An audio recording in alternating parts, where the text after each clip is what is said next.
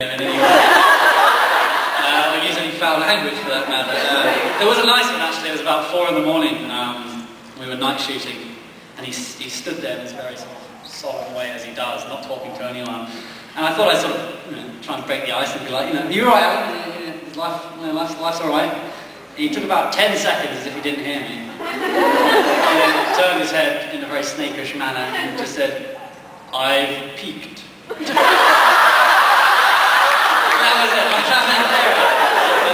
We're all sort of walking through the Great Hall in a sort of like V-wing goose formation almost. And he's the lead goose, if you will. And he has this 3-meter sort of wedding cake thing. I'm sure you'll have noticed. And the director, David, was very keen for us to stay in this sort of very tight formation, so we looked as if we were together. And of course, his cloak was dragging along the floor, and the first thing he said was, I'll dumb it down for the language's sake, he said, "Don't step on my effing cloak." And no one knew whether it was a joke or not. We were all sort of, okay. So what happened? Second take, David says, "Come on, get right up there, get really close to him." And I was like, yeah.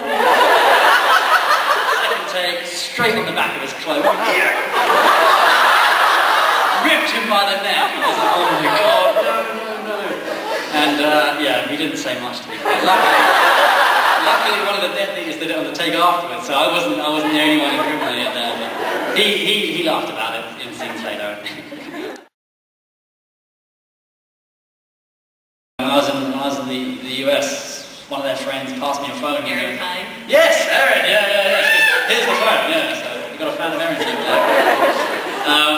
Yeah, so I'm amazed to hear that not only are they doing it, for fun and for good causes and stuff like that, people are making a living out of this. It's fantastic. I mean, I'm thrilled to hear that such a world has come from from a group of books really. First there are films, now there's a whole genre of music. It's fantastic. Maybe one day I'll get the chance to feature in one of these songs. Draco Malfoy could feature me as a special guest. I don't know.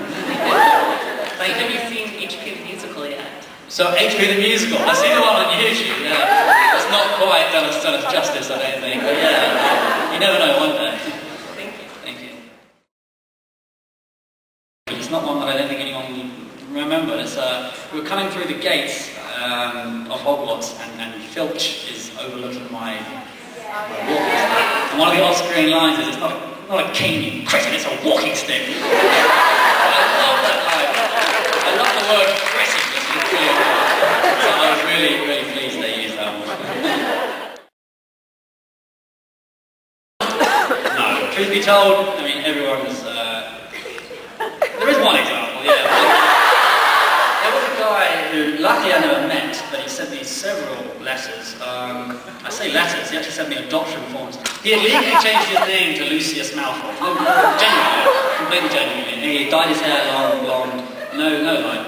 And he wanted for me to divorce my parents and such, come and live as Draco, and we would live a happily ever after. Thankfully, my mum declined that. I was worried she was going to get rid of me first. Yeah, that was a little problem. There's also, I don't know if you heard about this guy who was hanging outside the studios. There was an American gentleman, I forget where he was from, but he'd given up his job, given up his life at home, so he sold everything he had so he could come to the studios, and he just spent, I think he was out there for 2 weeks holding a sign saying, "Can you get me a job?" And he was just literally just praying on anyone, and we all met him, Daniel met him, and we sort of said, "Hi, thanks for coming down." And I think he was actually close to getting a job, and then the press came down, and then he sold his whole story to the press about how he's seen this and how he's seen that, so he thought probably best not to. I think he's gone home now.